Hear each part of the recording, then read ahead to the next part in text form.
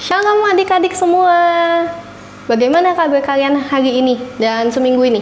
Semoga tetap baik-baik saja, semoga tetap sehat dimanapun adik-adik berada. Adik-adik, hari ini kita mau beribadah kepada Tuhan. Kita mau mengucap syukur atas segala kebaikan yang Tuhan berikan kepada kita. Kita mau memuji Tuhan, kita mau naikkan pujian saat pagi hari. Kita mengucap syukur kepada Tuhan atas segala kebaikannya. Saat pagi hari ku datang lagi menghadap Tuhan dan rendahkan diri,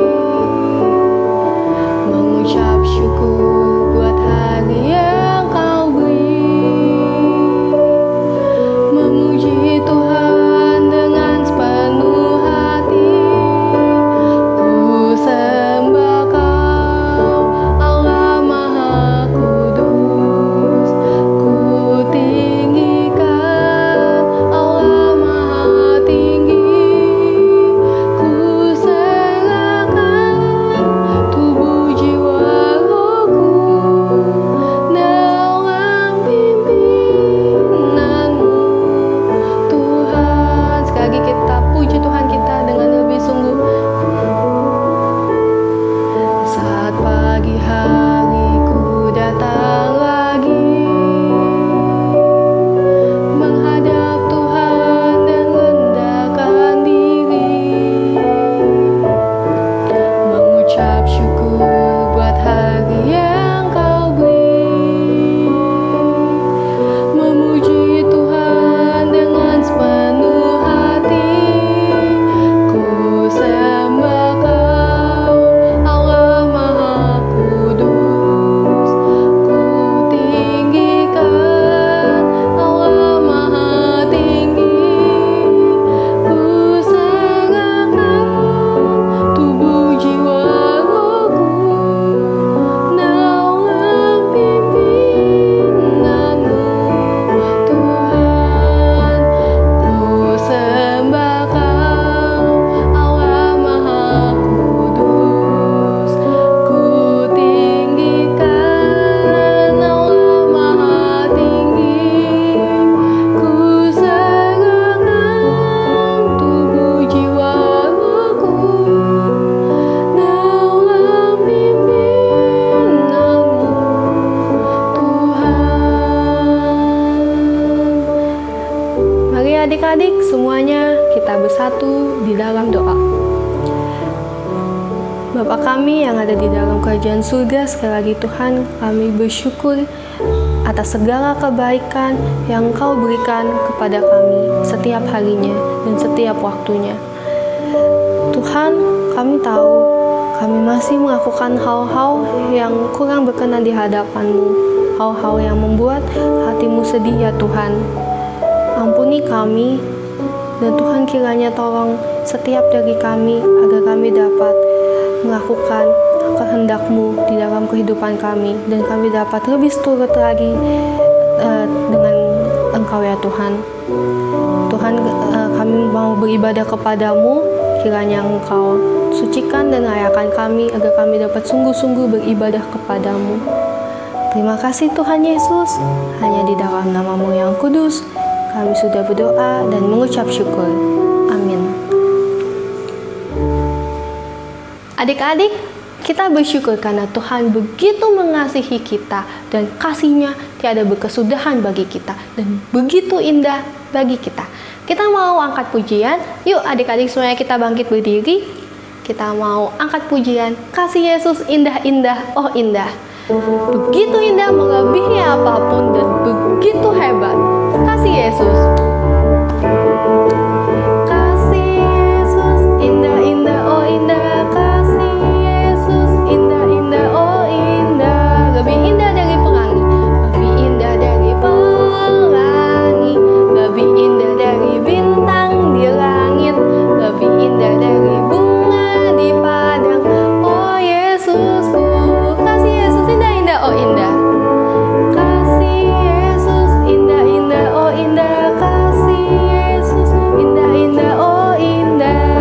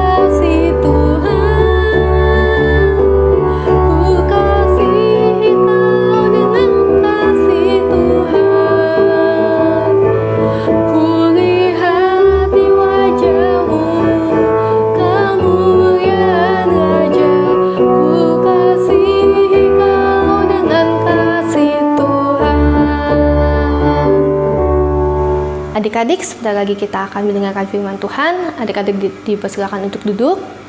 Kita akan mendengarkan firman Tuhan. Kita siapkan hati dan pikiran kita untuk mendengarkan firman Tuhan yang merupakan pelita bagi kehidupan kita.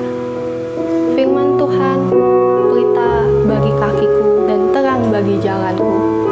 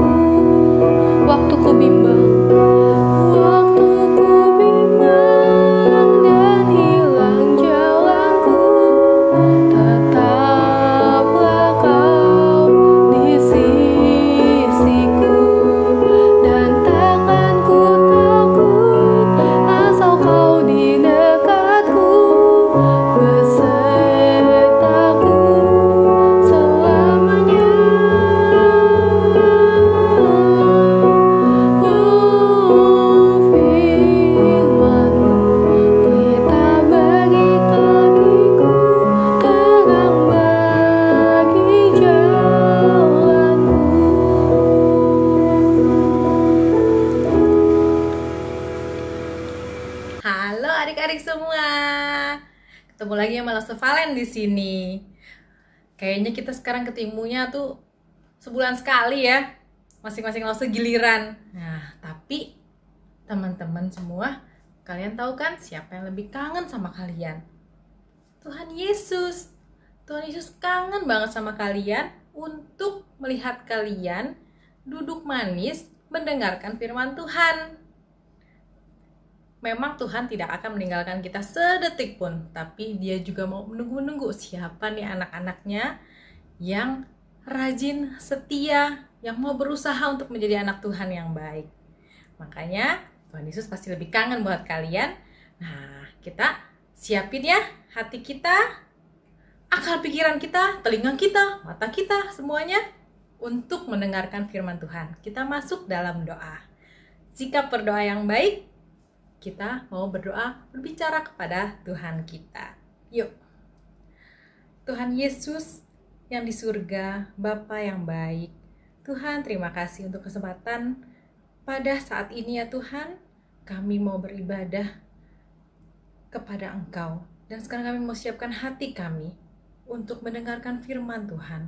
Kami mau rindu ya Tuhan, untuk tetap mendengarkan firman Tuhan, membaca dan melakukan apa yang Engkau perintahkan bagi kami, sehingga kami boleh semakin tumbuh dewasa dengan pengenalan yang baik akan Engkau, dengan pribadi yang semakin mendekati Engkau yang ini.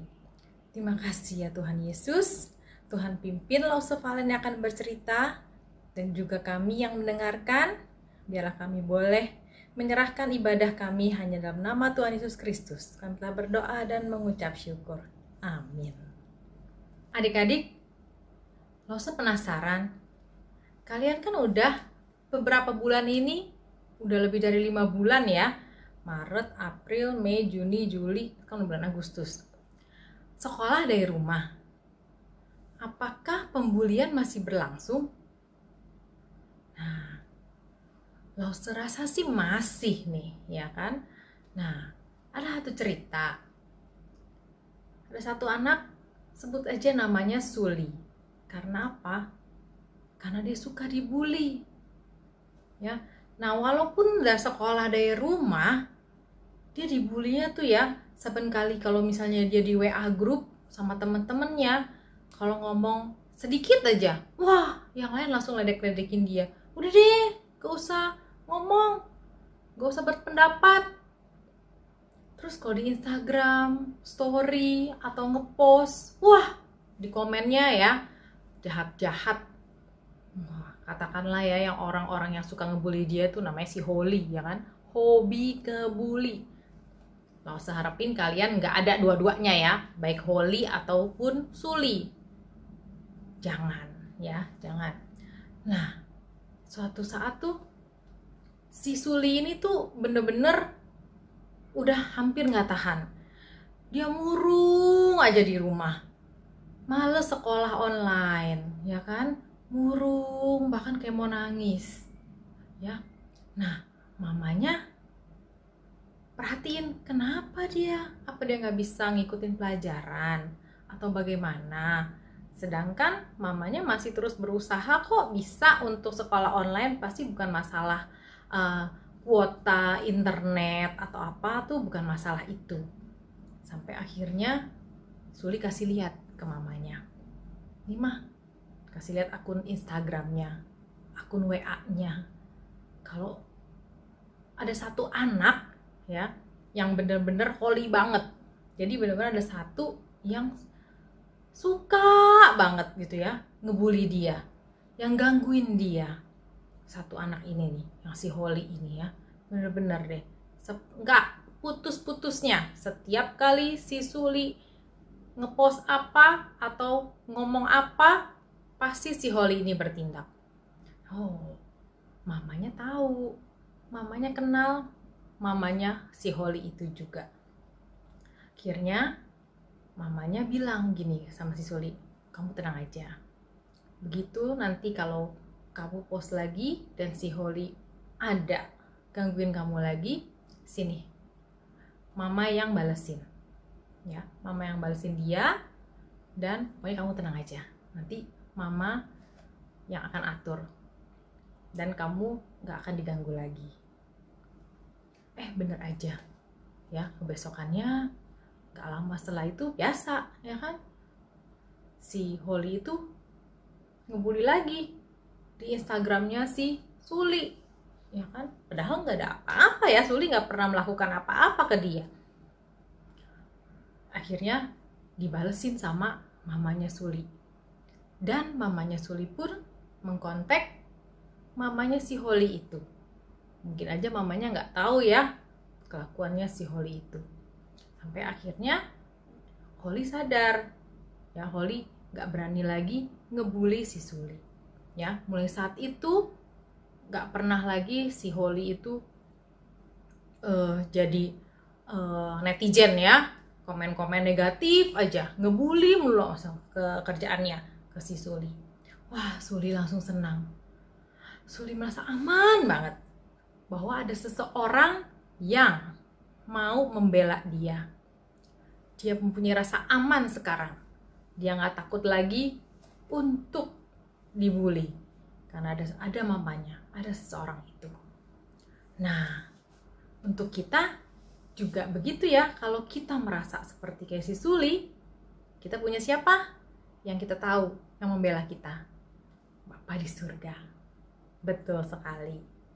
Nah, teman-teman, sekarang kita mau flashback, balik lagi ke zamannya bangsa Israel. Ya, lanjut dari cerita minggu lalu, bangsa Israel tuh sudah nempatin di Kanaan kan, di tanah perjanjian, dan mereka meminta seorang raja. Akhirnya Tuhan melalui Nabi Samuel menunjuk Saul menjadi raja pertama mereka. Nah, tapi setelah ditunjuk itu, Saul pun tidak langsung bertahta dalam istana. Jadi saat itu Saul masih kegiatan sehari-hari itu masih bekerja di ladang membantu ayahnya. Nah, sebelum kita ke masalah yang di mana sih masalah yang bully dan membulinya itu ya, yang kaitan dengan cerita yang tadi. Nah, langsung mau kasih gambarannya dulu nih, ya. Nah, 12 suku bangsa Israel itu menempati daerah Kanaan kan? Nah, daerah Kanaan itu terbagi oleh Sungai Yordan. Sungai Yordan itu cukup panjang, 250 km panjangnya. Kira-kira berarti dari Jakarta sampai ke Bandung. Nah, jadi memang wilayahnya harus dilalui oleh Sungai Yordan. Nah, tapi yang gak enaknya, nah, wilayah Kanaan yang di sebelah barat atau di sebelah kirinya si Sungai Yordan, kalau kita lihat dari sisi peta, kita lihat peta gitu ya, sebelah kirinya itu lebih besar wilayahnya dibanding yang sebelah timur atau kanan gitu. Jadi otomatis yang menempati daerah sebelah kanan kan lebih sedikit sukunya. Ya, tercatat itu yang tinggal di sebelah timur Sungai Yordan itu ada suku Gad, suku Ruben, sama setengah suku Manasye. Gitu. Jadi memang lebih sedikit dan otomatis berarti lebih tidak kuat. Jumlahnya ya dari sedikit ya udah kalah, ya kan? Nah, disitulah masalah mulai. Nah, sebelum masalahnya lo ceritain lebih lanjut, langsung tampilin ya peta ke-12 suku bangsa Israel pada zaman waktu itu. Bisa dilihat ya.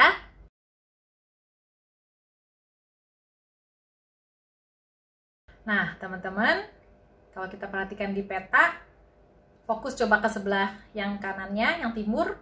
Nah, itu yang wilayah yang lebih sedikit itu cuma ada 3 suku kan? Suku Gad, suku Ruben, sama setengah suku Manasye. Permasalahan mulai timbul. Karena apa? Karena di perbatasannya yang dekat 3 suku itu hiduplah Bani Amon, orang-orang Amon. Dari sebelum-sebelumnya mereka pun udah mengincar nih, incar wilayah yang di sebelah timur Sungai Yordan itu, ngincar bangsa Israel. Dia mau memperluas wilayahnya. Kan zaman dulu gitu ya, perang untuk memperluas wilayah yang berhubungan dengan kekuasaan. Ya, mereka mau memperbesar kekuasaannya. Nah, zaman waktu sebelumnya itu sudah dikalahkan sebenarnya Bani Amon oleh waktu kepemimpinan yang Hakim Yefta. Tapi seiring waktu mereka masih berambisi. Mereka makin menguatkan pasukannya dan mereka juga tinggal menunggu nih waktu yang tepat. Sampai saat itu dipimpin oleh Raja Nahas. Nah, Raja Nahas udah gak sabar, ingin menaklukkan wilayah Israel, ingin memperbesar wilayahnya. Jadi gak pakai lama, Raja Nahas merencanakan untuk menyerang wilayah Israel. Dan saat itu yang dipilih adalah kota Yabesi, ya, kota yang cukup dekat dengan mereka. Jadi mereka pikir, oke, kita harus langsung bertindak, membuat mereka takut, dan syukur-syukur ya, akhirnya yang di sebelah-sebelahnya sedikit demi sedikit juga akan menyerah bagi mereka. Jadi mereka langsung menyiapkan pasukannya dan mereka berkemah di sekeliling kota Yabesi. Pagi-pagi, begitu orang penduduk Yabesi bangun dan lihat keluar kotanya, kelihatan, wah, ada yang berkemah di sebelah sana. Sebelah sana ada lagi. Sebelah sana ada lagi. Ya udah jelas-jelas ini pasti orang Bani Amon yang mau menyerang. Bukannya orang lagi piknik, ya kan? Nggak mungkin piknik begitu. Jadi, wah, panik langsung mereka. Mereka langsung memberitahu kepada pemimpin kotanya. Pemimpin kota yang hanya bisa dilakukan oleh mereka adalah saat-saat terakhir adalah mereka mencoba bernegosiasi sebelum serangan dilakukan. Jadi pergilah beberapa orang pemimpin untuk menemui rajanya si orang Bani Amon itu si Raja Nahas, pemimpinnya ya. Jadi mereka mencoba bernegosiasi. Wahai orang Amon, tolong jangan hancurkan kota kami, tolong jangan serang kota kami. Sebaliknya, adakanlah perjanjian dengan kami. Jadi mungkin ada perjanjian apalah yang mereka minta, perjanjian kerja atau apa, atau wilayah atau gimana, tapi pokoknya jangan diserang. Tapi apakah Raja Nahas mau? Nggak mau. Orang mereka udah niat kok, mereka niat ingin memperluas wilayahnya. Nah, jadi dia bilang begini, si Raja Nahas, oke, kalau mau mengadakan perjanjian, syaratnya ada. Syaratnya adalah kami akan mencungkil setiap mata kanan dari kalian. Mata kanannya dicungkil. Waduh, nggak nyangka ya, si Raja Nahas sekejam itu. Itu sama saja mempermalukan mereka. Ya, kebayangkan satu kota, semua laki-laki mata kanannya dicungkil, butain. Wah, mereka nggak rela, nggak bisa. Ini bukan syarat yang gampang. Oke deh. Nah, akhirnya mereka mencoba mengulur waktu lagi. Jadi dia bilang sama Raja, oke, tapi tunggu ya, beri kami waktu 7 hari. Kami akan mencoba meminta pertolongan. Kan gak seimbang nih, ya kan? Minta pertolongan dulu, 7 hari aja.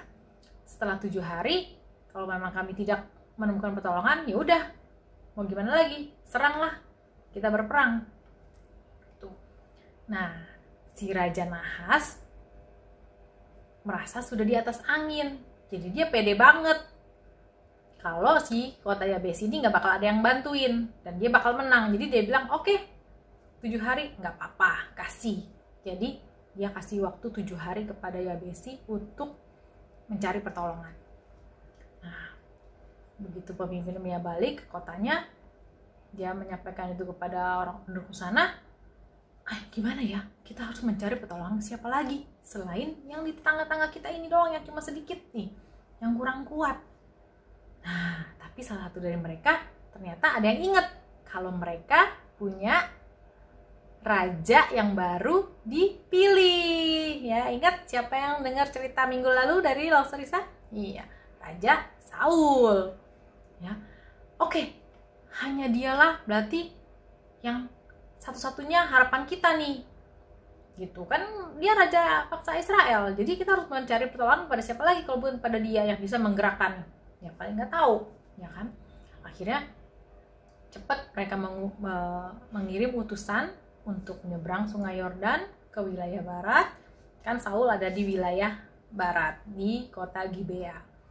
Jadi mereka langsung mengirim utusan, gak pakai lama, untuk menemui si Saul. Begitu sampai di rumahnya Saul nggak ada. Ternyata ya Saul memang masih bekerja di ladang membantu ayahnya. Kan dia belum bertahta di kerajaan, di istana pada saat itu kan, walaupun sudah diurapi. Jadi ya mereka menunggu akhirnya. Nah, orang-orang di kota Gibea melihat mereka mencari Saul, mereka juga penasaran. Dan mereka kan sangat cemas sekali kan mukanya, ya kan? Rasanya mereka sedih sekali mukanya. Akhirnya tanya, kenapa, ada apa? Akhirnya diceritakanlah kepada penduduk kota itu ancaman yang mereka terima dari si Bani Amon, dari sang Raja Nahas yang kejam itu. Wah, begitu mereka mendengar kalau temannya mereka itu, suku lain itu, mau dicungkil matanya, mau diserang, menangislah mereka. Mereka sedih, mereka merasa terus prihatin, tapi mereka bingung apa yang mau dilakukan. Jadi akhirnya mereka nunggu aja sama Raja Saul ya. Raja Saul datang. Nah, akhirnya Raja Saul pun pulang. Dia juga bingung. Pas melihat, ini kenapa penduduk kotanya banyak yang meratap nih, banyak yang sedih, banyak yang nangis. Nah, akhirnya ceritain dong, ya kan, diceritain lagi kenapanya, apa yang terjadi oleh kota-kota di orang-orang di kota Yabesi dan apa yang dilakukan oleh si Bani Amon. Begitu mendengar, apakah Raja Saul ikut menangis? Enggak, Raja Saul enggak nangis, enggak kayak yang lain. Nah, karena apa? Dia didukung oleh Roh Kudus. Roh Kudus menguatkan Raja Saul pada saat itu untuk bertindak sebagai raja. Untuk bertindak pertama kalinya sebagai raja. Ya, Saul nggak pakai nangis-nangisan, nggak pakai cengeng-cengengan, dia dengan kekuatan Roh Kudus, dia langsung menyusun strategi, rencana. Waktunya nggak banyak kan, cuma dikasih waktu 7 hari. Perjalanannya aja udah berapa lama. Nah, dia langsung mengatur untuk beberapa kelompok untuk jadi utusan ke masing-masing suku Israel. Dan sebelumnya itu dia menyembelih 2 lembu, dipotong-potong, dibagikan ke utusan masing-masingnya itu, dan bilang pada masing-masing utusan, bilang, kamu temuilah ke-12 suku bangsa Israel, ke pemimpin-pemimpinnya masing-masing, dan bilang tentang masalah yang dihadapi oleh orang Yabesi, dan saya ingin mereka mengirimkan pasukannya untuk membela kota Yabesi. Kalau tidak mau mendukung, inilah yang akan terjadi oleh ternak-ternak mereka. Wow, tegas ya, tegas. Karena udah gak ada waktu lagi. Jadi maksudnya Raja Saul tuh gak mau kasih waktu mereka untuk berpikir lah, dilema lah, harus langsung cepat. Gitu. Jadi benarlah mereka juga utusannya langsung pergi, dan setelah berapa lama mulailah berdatangan utusan-utusan dengan tentaranya. Nah, setelah semuanya komplit, dihitung, wah banyak juga. Ya, tercatat 330.000 pasukan terkumpul. Dalam waktu yang singkat loh ya, terkumpul. Wah, Saul semakin semangat, semakin dikuatkan untuk segera bertindak. Saul merasa sudah siap. Dia bilang kepada utusan kota Yabesi, oke, kamu pulang aja, kamu bilang kepada pemimpinmu, kami akan membantu. Wah, tentunya mereka pulang dengan senang ya, senang tapi masih harap-harap cemas. Gitu, harap cemas, semoga Saul bisa diberi kemenangan. Tapi untuk pertama dia senang banget karena ternyata ada yang bela loh. Ternyata Raja Saul mau membela mereka, yang boleh dibilang kota kecil. Gitu. Nah, mereka pulang, mereka memberikan kabar itu. Tapi tentunya ya mereka nggak kasih tahu Raja Nahas lah ya. Mereka nggak kasih tahu si Bani Amon. Mereka cuma tahu dengan untuk penduduk kota Yabesi aja. Tuh. Ya, Saul nyebranglah melalui Sungai Yordan ke arah timur ya, ke kota Yabesi. Kan Saul tahu, udah dikasih tahu kan, kalau si Bani Amon itu udah di dekat kota Yabesi, udah berkemah-kemah dan udah siap menyerang. Tapi ya itu, mereka nggak tahu kalau Saul akan datang membantu. Jadi Saul langsung membagi pasukannya lagi jadi 3 kelompok untuk segera menyerang si Bani Amon itu yang tidak siap untuk berperang. Jadi masih pagi-pagi subuh benar, dikala tentara-tentara si Bani Amon belum siap untuk ngapa-ngapain, mereka diserang. Sehingga akhirnya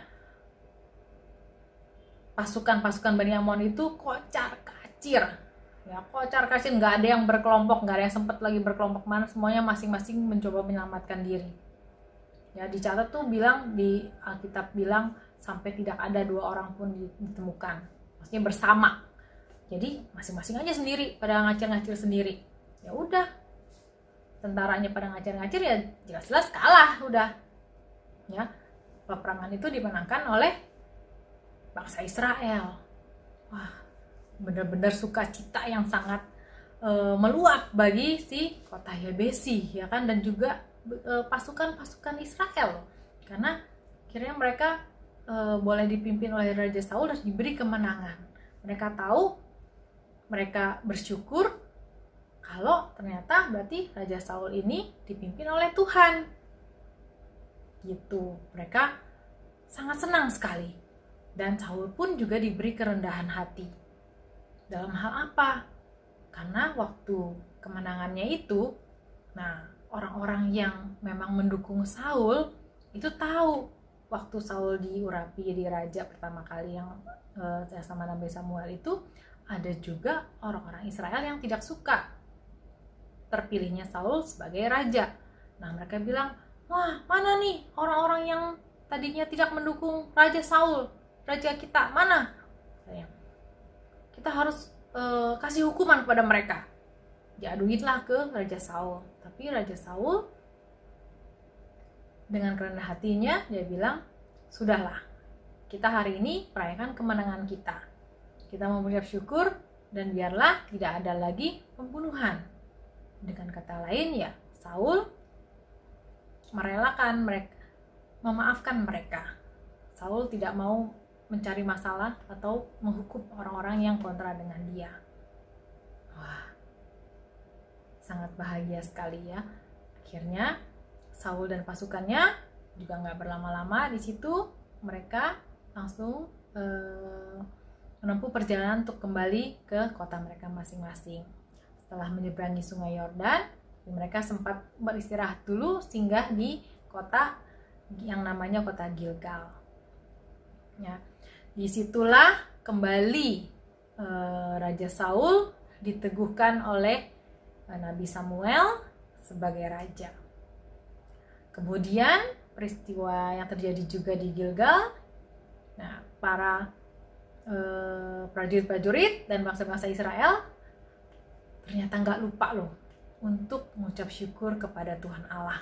Nggak hanya memuja-muja Raja Saul, tapi mereka juga tahu kalau Raja Saul itu dipimpin oleh Tuhan Allah. Jadi mereka mengucap syukur dengan cara mempersembahkan persembahan. Kan zaman waktu itu salah satu cara untuk mengucap syukur adalah dengan membawa persembahan. Ya, jadi mereka membawa persembahan, memberikan persembahan untuk kepada Tuhan Allah di kota Gilgal itu. Dan satu lagi terakhir ya, di apa yang terjadi di kota Gilgal, akhirnya mereka juga mengadakan perayaan pesta kemenangan di kota itu. Nah, apakah 3 peristiwa itu yang penting yang kita bisa poin cerita hari ini? Bukan, ya. Itu hanya peristiwa yang terjadi di kota Gilgal. Ini dicatat di kota Gilgal, kota yang cukup terkenal ya dengan peristiwa itu. Tapi teman-teman, apa yang kita bisa ambil dari cerita ini? Dari kita kaitkan dengan juga tadi cerita awal Lause ya, tentang si Suli, Holi, dan kemenangan Raja Saul. Apa yang kita bisa ambil? Mungkin yang pertama kita mau menyadari ya, apakah Raja Saul menang sendiri? Apakah di sini Raja Saul sendirilah superhero-nya? Bukan. Tentunya Raja Saul mendapat kekuatan dari Tuhan Allah. Jadi biarlah kita juga mau mengerti, kita sadar nih, kalau sumber kekuatan Raja Saul, sumber kekuatan kita adalah dari Tuhan saja. Apalagi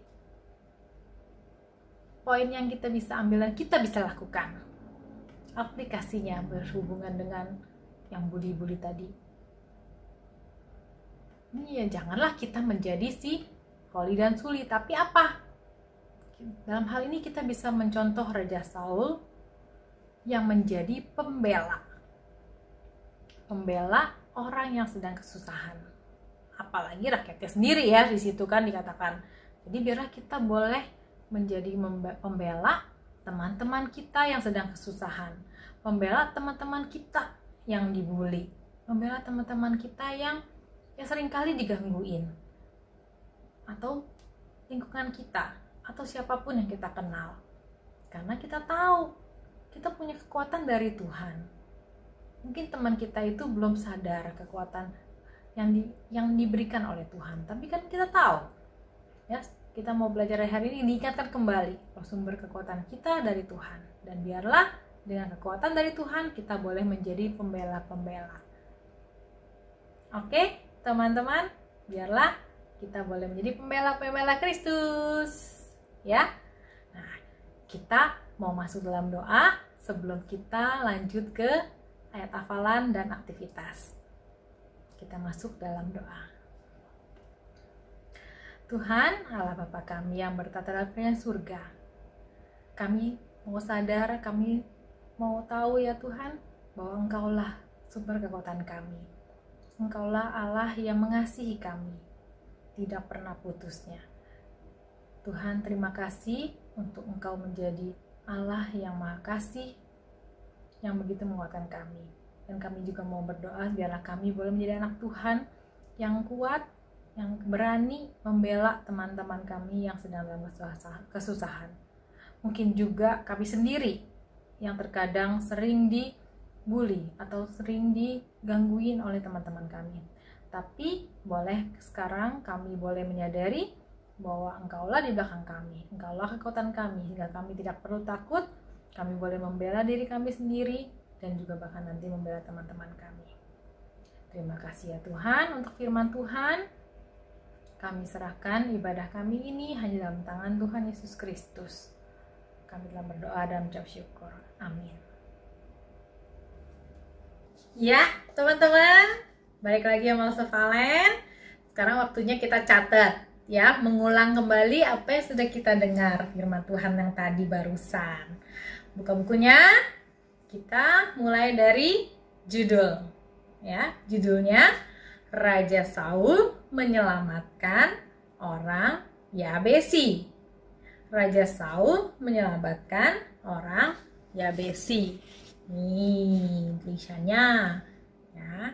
Kota Yabesi yang tadi ya. Oke, selanjutnya itu bahan cerita. Bahan ceritanya lo nggak perlu tulisin, gampang ya. Dari kitab 1 Samuel pasal 11. 1 Samuel pasal 11. Ya. Jadi kamu kalau mau ngulang cerita atau mau dengerin lagi cerita yang tadi, kamu bisa baca dari kitab tadi. Nah, sekarang waktunya untuk ayat hafalan. Nah, ayat hafalan Lause pengen bikin sedikit aktivitas.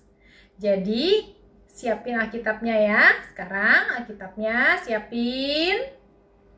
Terus, Lause akan kasih petunjuk. Setengah aja yang udah Lause tulis. Selebihnya kamu yang harus melengkapi ayat hafalannya itu. Nah, di mana aktivitasnya? Lause pengennya sih makanya mengharapkan kalian semua nonton ibadah online-nya bareng-bareng ya, jamnya ya. Nah, jadi kalau yang sekarang lagi, ya nonton Lause sekarang nih. Nah, kamu siapin juga handphonenya, handphone kalian. Ya, begitu kita adu cepet-cepet. Ya, begitu kalian selesai tulis ayat hafalannya, langsung fotoin, terus langsung kirim ke Lause-nya masing-masing. Siap? Udah siapin ya Alkitab sama handphonenya. Oke, Lause hitung sampai 5 nih. 1, 2, 3, 4, 5. Kelihatan kan? Ya. Ayat hafalannya dari berapa tuh? Zakaria 4 ayat 6. Ayo. Ya, Lause tulis sebagian, terus ada yang titik-titik-titik. Segera ditulis di buku kalian yang lengkap, difotoin, langsung kasih ke Lause-nya ya. Nanti Lause-nya akan berkomunikasi siapa yang paling cepet. Zakaria dari Perjanjian Baru ya?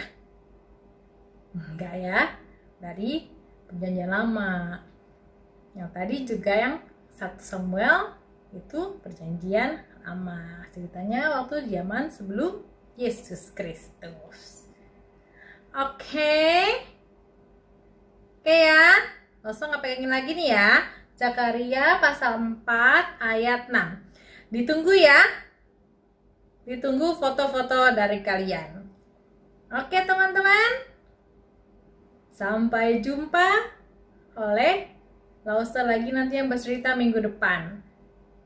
Dadah.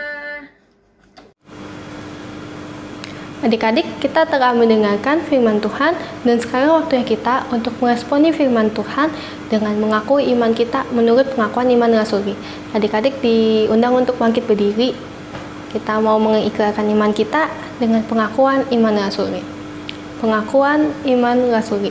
Aku percaya kepada Allah, Bapa yang Maha Kuasa, Khalik langit dan bumi, dan kepada Yesus Kristus, anaknya yang tunggal Tuhan kita, yang dikandung daripada Roh Kudus, lahir dari anak darah Maria, yang menderita sengsara di bawah pemerintahan Pontius Pilatus, disalibkan, mati, dan dikuburkan, turun ke dalam kerajaan maut, Pada hari yang ketiga, bangkit pula dari antara orang mati, naik ke surga, duduk di sebelah kanan Allah, Bapa yang Maha Kuasa. Dan dari sana ia akan datang untuk menghakimi orang yang hidup dan yang mati.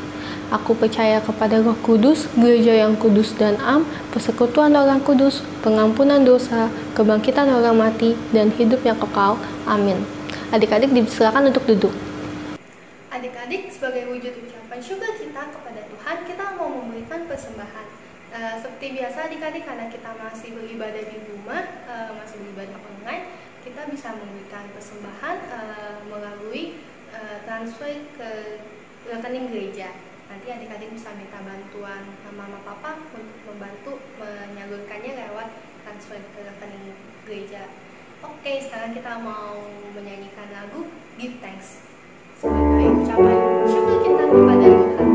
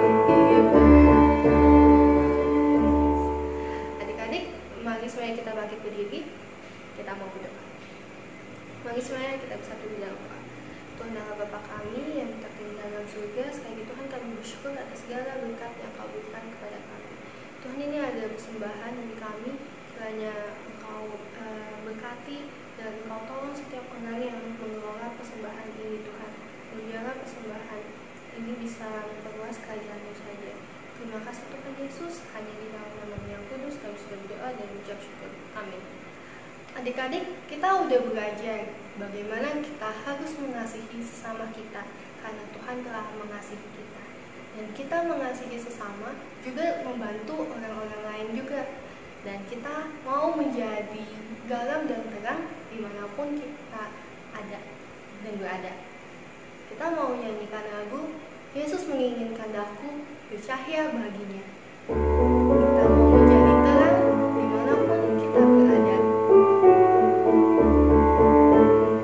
Yesus menginginkan daku bersinar baginya, dimanapun ku berada, ku mengenangkannya. Bersinar, bersinar, itulah kehendak Yesus. Bersinar, bersinar, aku bersinar terus. Yesus menginginkan aku bersinar baginya, dimanapun ku berada, ku mengenangkannya. Bersinar, bersinar, itulah kehendak Yesus. Bersinar, bersinar, aku bersinar terus. Bersinar, bersinar, itulah kehendak Yesus. Bersinar, bersinar, aku bersinar terus. Adik-adik, kita mau bangkit berdiri, kita mau berdoa. Bagi semuanya, satu di belakang doa. Tuhan Allah Bapa kami yang berada dalam kerajaan surga, kami bersyukur Tuhan atas firman-Mu yang telah disampaikan, dan Tuhan kiranya tolong kami agar kami dapat terus melakukan firman-Mu di dalam kehidupan kami. Tolong kami juga Tuhan agar kami dapat terus mengasihi sesama kami dan juga menolong sesama kami. Dan Tuhan, sebentar lagi kami akan melanjutkan aktivitas kami masing-masing. kiranya Kau tolong, Kau Tuhan terus memberkati kami dan menyertai kami. Terima kasih Tuhan Yesus, hanya di dalam nama yang kudus kami sudah berdoa dan mengucap syukur. Bapa, terima kasih.